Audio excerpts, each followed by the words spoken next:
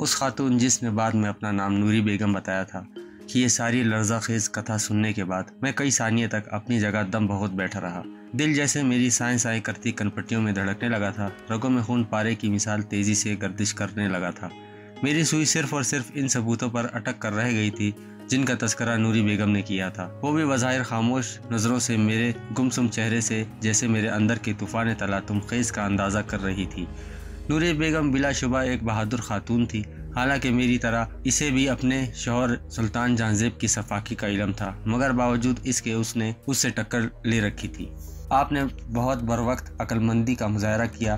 اس کتے سلطان جہاں زیب کو ابھی تک یہ پتہ چلنے نہ دیا کہ آپ کو اپنے بیٹے کی موت کا علم ہو چکا ہے، ورنہ وہ آپ کے خلاف کوئی وحشیانہ کارروائی کر سکتا ہے۔ خاصی طویل خاموشی کے بعد میں نے اس سے کہا، ہاں مگر جب تک اس کے خلاف وہ ثبوت میرے پاس موجود ہیں وہ میرا کچھ نہیں بگاڑ سکتا۔ نوری بیگم نے نفرت سے ہونٹ سکیڑتے ہوئے کہا، وہ بہت کمینہ اور عیار انسان ہے۔ میں نے کہا، ثبوت حاصل کرنے کے لیے وہ آپ کو اغوا بھی کروا سکتا ہے، وہ پہلے بھی ایسا کر چکا ہے۔ نوری بیگم نے کہا۔ میں چونک کر اس کا چہرہ تکنے لگا۔ اس نے مجھ پر بے پناہ انسانیت سوز تشدد کیا، مگر میں نے اسے صاف صاف لفظوں میں کہہ دیا تھا کہ اگر اس نے مجھے زیادہ دیر اپنے پاس قید رکھا تو ثبوت میرے ساتھی آشکار کر دیں گے۔ اس پر مجبور ہو کر اس نے مجھے چھوڑ دیا تھا۔ وہ ثبوت مجھے دکھائے، پھر کوئی مرطوب لاہے عمل ترتیب دیتے ہیں۔ میں نے کہا۔ اسی اثنا میں بابو شاہ اندر داخل ہو چکا تھا۔ نوری بیگم نے اسے وہ ثبوت لانے کو کہا۔ وہ خاموشی سے چلا گیا۔ ذرا دیر بعد لوٹا تو اس کے ہاتھوں میں ایک خاکی لفافہ، ایک عدد ٹیپ ریکارڈر تھا، گویا وہ ثبوت آڈیو کیسٹ میں تھا۔ میں نے دل میں سوچا، وہ واقعی ایک کیسٹ میں تھا جس کے بارے میں نوری بیگم نے مجھے بتایا تھا کہ اس میں سلطان جہاں زیب کی وہ خفیہ گفتگو ریکارڈ ہوئی تھی جس میں وہ ملک دشمن ایجنٹوں کے ساتھ اپنے کمرہ خاص میں ایک بہت ہی اہم خفیہ میٹنگ میں مصروف تھا۔ یہ کام بابو شاہ نے نوری بیگم کے کہنے پر انجام دیا تھا۔ بابو شاہ نے ٹیپ ریکارڈر درمیان میں رکھی شیشے کی ٹاپ والی مستطیل سینٹرل ٹیبل پر رکھا، پھر کیسٹ لگا کر بٹن آن کر دیا اور ایک طرف خاموشی سے مؤدبانہ کھڑا ہو گیا۔ میری سماعتیں یہ گفتگو سننے کے لیے بے چین تھی۔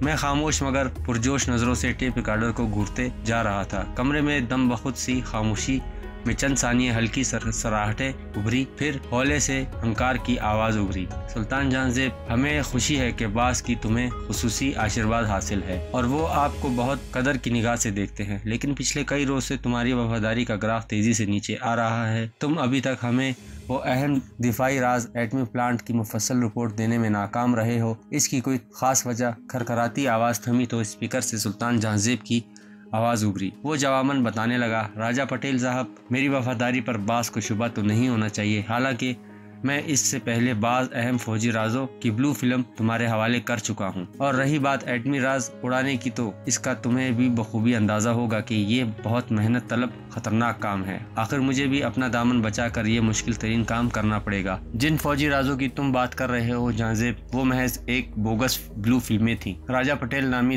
ملک دشمن ایجنٹ کی گمبھیر آواز ابھری۔ حالانکہ اس سے پہلے تم نے جو راز اور نقشے ہمارے سپرد کیے وہ ہمارے لیے بہت اہمیت تو رکھتے ہیں، لیکن بدقسمتی سے ہم اس رازوں کو ابھی تک ڈیکوڈ کرنے میں بری طرح ناکام رہے ہیں۔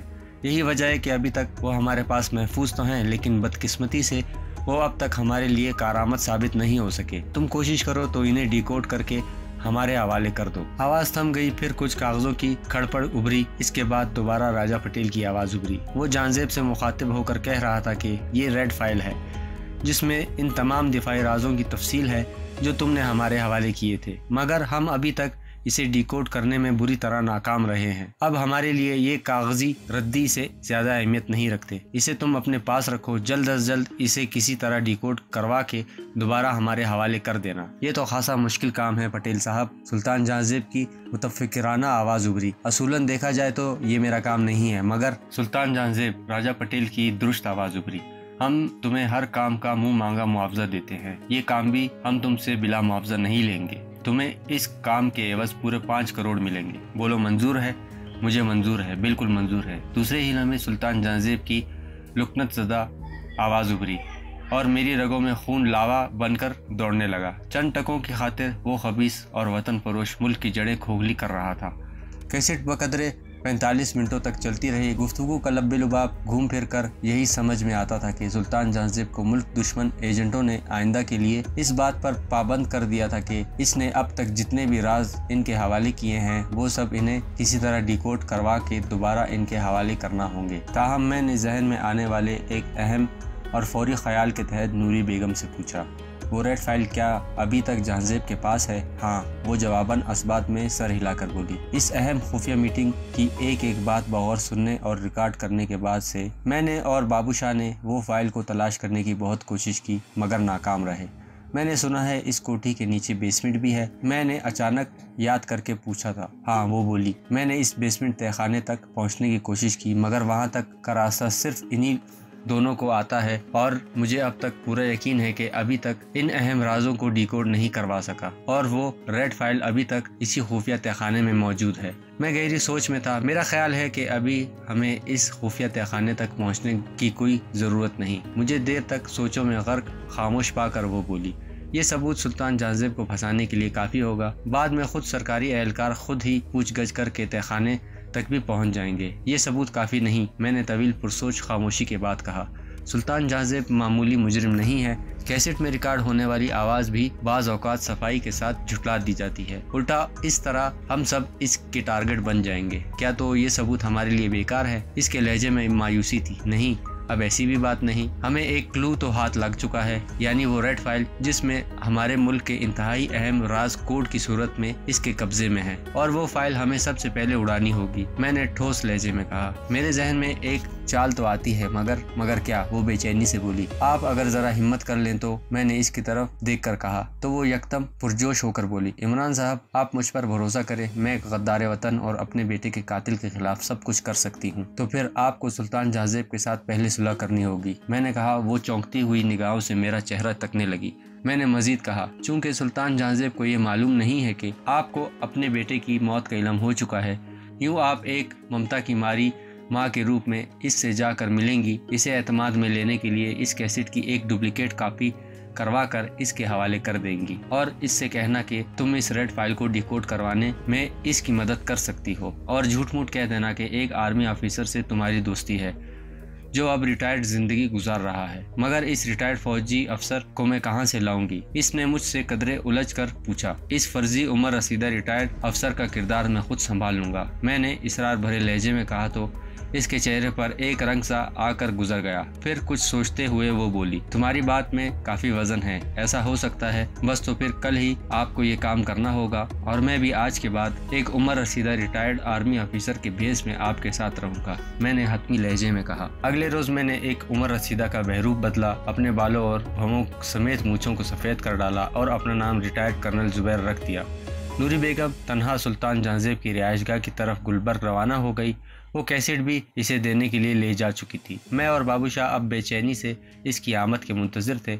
मेरे अंदर अनजाने वसवसे भी सर उभार रहे थे। मैंने इस तरह पहले भी सुल्तान जहांजेब के गिर्द चाल बनाने के लिए सबा के पप्पा सेठ असगर को रवाना किया था, मगर अय्यार और शातिर सुल्तान जहांजेब ने ये चाल उलट कर दी थी। मगर अब की बार मेरा दिल गवाही दे रहा था कि इस बार नाकाम नहीं रहूंगा। इसकी बहुत ठोस वजूहात थी। नंबर 1, नूरी बेगम एक ममता की मारी माँ का किरदार भरपूर तरीके से निभा सकती थी, क्योंकि सुल्तान जहांजेब को बहरहाल ये मालूम न था कि नूरी बेगम को इसके बेटे की मौत का इल्म हो चुका है। यूँ वो नूरी बेगम की बातों में आ सकता था। नंबर 2, रेड फाइल को डिकोड करवाना सुल्तान जहांजेब के लिए सबसे अहम मसला बना हुआ था और कुछ बायद नहीं था कि भारतीय एजेंट राजा पटेल से वादा करने के बाद सुल्तान जहांजेब मुल्की दिफा और एटमी राज भी हासिल कर चुका हो और वो सब इस रेड फाइल में मौजूद हो, जिसे डिकोड करना जरूरी था। नंबर 3, मेरे रिटायर्ड आर्मी ऑफिसर के बहरूप में भी इसे शक नहीं हो सकता था, क्योंकि नूरी बेगम पुख्तलुल उम्र औरत होने के बावजूद पुरकशिश औरत थी और इस पर एक अधेड़ उम्र शख्स का आशिक हो जाना भी समझ में आता था। ये वो 3 अहम अवामिल थे जो बज़ाहिर अपनी जगह हकीकत खेज नजर आते थे। बहर तौर चंद घंटों बाद नूरी बेगम वापस लौट आई तो मैंने देखा कि इसका चेहरा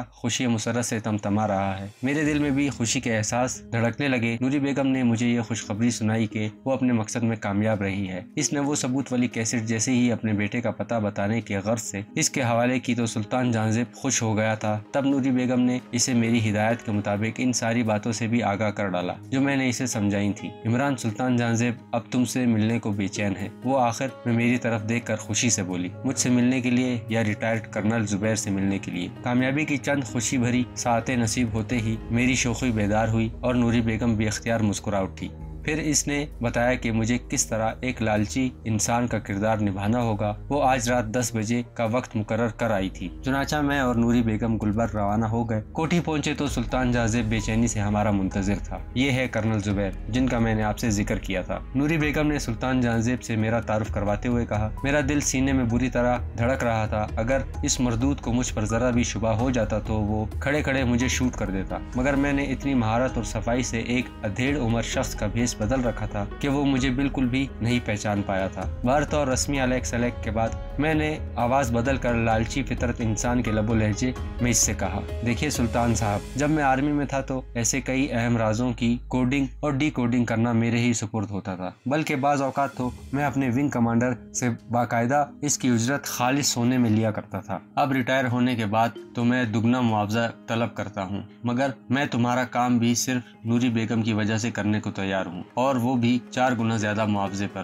منظور ہے تو بولو۔ سلطان جہانزیب کی آنکھیں فوراً چمک اٹھی اور وہ جلدی سے بولا، مجھے منظور ہے، بولو کتنا معاوضہ چاہیے؟ یہ میٹر پر محض ہے، ایک صفحے کا پورا 50 لاکھ لوں گا، میں نے سپاٹ لہجے میں کہا۔ مگر یہ تو بہت زیادہ ہے، وہ مکاری سے بولا، مگر میں نے بھی دانستہ اپنی ہمت بڑھانے کے لیے اس پر اصرار کرتا رہا تو وہ ایک گہری سانس لے کر اٹھتے ہوئے بولا، اچھا ٹھیک ہے، مجھے منظور ہے، میں ابھی آتا ہوں۔ وہ یہ کہہ کر وہاں سے چلا گیا۔ میں نے اور نوری بیگم نے معنی خیز نظروں سے ایک دوسرے کی طرف دیکھا۔ ذرا دیر بعد وہ لوٹا تو میں اور نوری بیگم بری طرح ٹھٹک گئے۔ سلطان جہانزیب کے ساتھ 4 مسلح آدمی تھے اور خود اس کے ہاتھ میں ایک لمبی نال والا خوفناک پستول دبا ہوا تھا۔ اس کے ہونٹوں پر بڑی صفاقانہ مسکراہٹ رقصاں تھی۔ نوری بیگم کا تو چہرہ ہی فک ہو چکا تھا، جبکہ خود مجھے بھی اپنی ریڑھ کی ہڈی میں سرسراہٹ سی محسوس ہونے لگی اور دل جیسے رک رک کر دھڑکنے لگا تھا۔ پہلا خدشہ جو میرے دل و دماغ میں ابھرا تھا وہ یہی تھا کہ سلطان جہانزیب نہ صرف ہماری چال سمجھ چکا ہے بلکہ میری اصلیت سے بھی واقف ہو گیا ہے۔ کرنل زبیر صاحب، اب تم بلا معاوضہ میرا کام کرو گے، ورنہ تمہاری لاش کبھی کسی کو پتہ نہیں چلے گا۔ سلطان جہانزیب نے شیطانی مسکراہٹ کے ساتھ مجھ سے سرسراتے لہجے میں کہا تو بے اختیار میں نے طمانت کی سانس لی، گویا میرا خدشہ غلط تھا۔ وہ ابھی تک مجھے وطن فروش کرنل زبیر کے روپ میں ہی سمجھے ہوئے تھا۔ البتہ قریب بیٹھی ہوئی نوری بیگم ضرور پریشان ہو گئی تھی، لہٰذا وہ ڈرامے میں حقیقت کا رنگ بھرنے کے لیے غصے کے مارے یکدم اٹھ کھڑی ہوئی، اپنے شوہر سے بولی، سلطان جہانزیب یہ کیا حرکت ہے؟ کیا تم میرے ساتھ بھی دھوکہ بازی کرو گے؟ وہ خبیثانہ مسکراہٹ کے ساتھ اس سے بولا، بیگم، محبت اور جنگ میں سب جائز ہے، تم اس کے ہاتھوں کھلونا بن چکی ہو، میں اسے کھلونا بناؤں گا، تم راستے سے ہٹ جاؤ۔ اس کا اشارہ میری طرف تھا۔ پھر اس نے مجھے اپنے ساتھ آنے کا حکم دیا۔ میں جان بوجھ کر ہچڑ مچڑ کرنے لگا تو اس نے اپنے مسلح گرگوں کو اشارہ کیا۔ وہ بیک وقت میری طرف بڑھے اور مجھے بازوں سے کھینچ کر کھڑا کر دیا۔ میں اندر سے اب بے فکر ہونے کے بجائے خوش تھا۔ سلطان جہانزیب میری چال میں آ چکا تھا، اگرچہ وہ اب گن پوائنٹ پر مجھ سے کسی فوجی کرنل زبیر کے روپ میں ملکی دفاع اور ایٹمی رازوں والی ریڈ فائل ڈیکوڈ کروانا چاہتا تھا، مگر میں چندہ پریشان نہ تھا، بلکہ اس کے برعکس میں تو خوش تھا، کیونکہ میرے پاس اب اسے مزید بیوقوف بنانے اور چکر دینے کے بہت سے موقع میسر آ سکتے تھے۔ ہر طور وہ مجھے جن کمروں اور راہداریوں سے گزارتے ہوئے پکڑے لے جا رہے تھے میں سب ذہن نشین کرتا جا رہا تھا۔ اس کے بعد مجھے ایک نسبتاً چھوٹے کمرے میں لایا گیا۔ اچانک میں نے دیکھا کہ سلطان جہانزیب نے اپنے ایک مسلح گرگے کو مخصوص اشارہ کیا جسے میں نہیں سمجھ پایا۔ وہ اشارہ میری آنکھوں پر پٹی باندھنے کا تھا۔ اب میں کچھ نہیں دیکھ سکتا تھا۔ چند قدم پھر چلنا پڑا تھا، اس کے بعد پھر کھڑے ہو گئے۔ میرا دل اب تیزی سے دھڑکنے لگا۔ میں اب انہی کے رحم و کرم پر تھا۔ اچانک میری کھٹکتی ہوئی سماعتوں میں سے ہلکی سی سرسراہٹ گونجی۔ اس کے بعد مجھے آگے دھکیل دیا گیا۔ اب مجھے کسی زینے سے نیچے اتارا جا رہا تھا۔ میں سمجھ گیا کہ یہ خفیہ تہخانے تک جانے والا زینہ ہے۔ قریباً 15-16 قدم نیچے اترنے کے بعد میرے پاؤں زمین سے ٹکرا گئے۔ میری آنکھوں سے فوراً پٹی اتار دی گئی۔ اس کے بعد میری جامہ تلاشی لی گئی۔ میں آنکھیں پھاڑے پھاڑے تہخانے نما نفیس کمرے کو دیکھ رہا تھا جو بیک وقت بیڈ روم اور سٹنگ روم کا منظر پیش کرتا تھا۔ کمرے کی دیواروں پر فقط 2 بڑی الماریاں نصب تھیں۔ ایک کونے میں بیڈ बेड और चंद कुर्सियों के अलावा एक अदद फैमिली सोफा और मेज भी नजर आ रहे थे। कमरे में ट्यूबलाइट्स रोशन थी। अलमारियों में मजबूत बड़े बड़े आहनी कुल्फ लगे हुए थे। मुझे एक कुर्सी पर बिठा दिया गया। सुल्तान जहांजेब ने अपने 2 आदमियों से तहमकाना कहा, तुम दोनों ऊपर जाओ और नूरी बेगम को रोके रखो। इनसे कहना कि मैं अभी थोड़ी देर में आकर इससे बात करता हूँ। Okay sir. वो दोनों मुतमना अंदाज में सर हिलाते हुए वापस लौट गए। अब तहखाने में सुल्तान जहांजेब और मेरे अलावा इसके 2 मुसल्लह आदमी मौजूद थे। मैंने ड्रामे में हकीकत का रंग भरने के लिए सुल्तान जहांजेब को गुस्से से घूरते हुए बोला, सुल्तान ये तुम अच्छा नहीं कर रहे हो, बकवास बंद करो अपनी। वो मारे तैश के धाड़ कर बोला, मैं वही करता हूँ जो मुझे अच्छा लगता है और अब तुम भी वही करोगे जो मैं कहूँगा। वो रौनक से बोला। इसके बाद वो एक अलमारी की तरफ बढ़ा। मेरी नजरें बगौर इस पर जमी हुई थी। इसने अपनी जेब से चाबी निकाल कर एक अलमारी को खोला,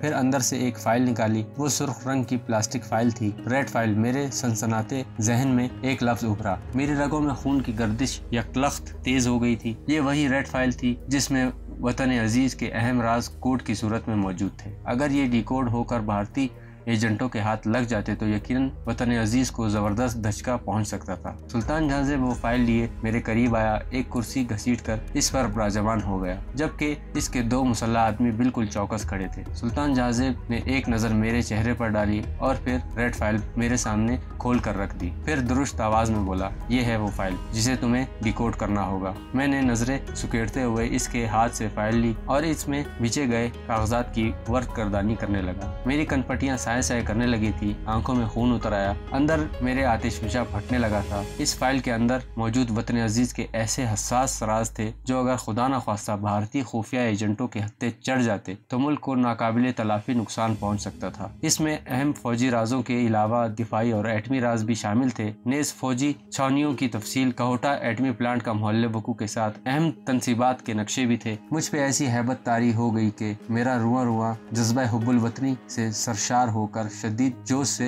मुल्तइश होने लगा था। ये रेड फाइल गोया एक एटम बम था। मेरा जी चाह रहा था कि जहांजेब जैसे गद्दार और जलील कुत्ते का चश्मे जन में इधर ही खात्मा कर डालूं, जिसने चंद टकों के एवज अपना जमीर भारतीय खुफिया एजेंटों के पास गिरवी रख दिया और मुल्क की जड़ें खोखली करने के दर पे था। अब सुल्तान जहांजेब मेरे नुक्ते नजर के मुताबिक वाजिबुल कत्ल हो चुका था, मगर मैं अपने हाथ आई कामयाबी को जल्दबाजी में हाथ से जाने नहीं देना चाहता था। इसलिए मैंने बमुश्किल अपने अंदरूनी उबाल और पुरगैज कैफियत पर काबू पाया तो अचानक सुल्तान जहांजेब की खनखनाती आवाज मेरे कानों से टकराई। ये फाइल तुम्हें आज और इस वक्त डिकोड करना होगी, समझे तुम? मैं अपनी दानिस्ता नासमझी में आने वाले अंदाज में अपनी पेशानी पर उलझन आमेज सलवटे डालते हुए बोला, मैं इसे डिकोड कर तो लूंगा, लेकिन मुझे इस काम में पूरे 2 दिन लग सकते हैं, क्योंकि ये अहम राज हैं, इसलिए इन्हें बहुत मुश्किल कोड में तहरीर किया गया है। 2 दिन? सुल्तान जहांजेब हैरान और परेशानी से बोला, ये तो बहुत ज्यादा मुद्दत है।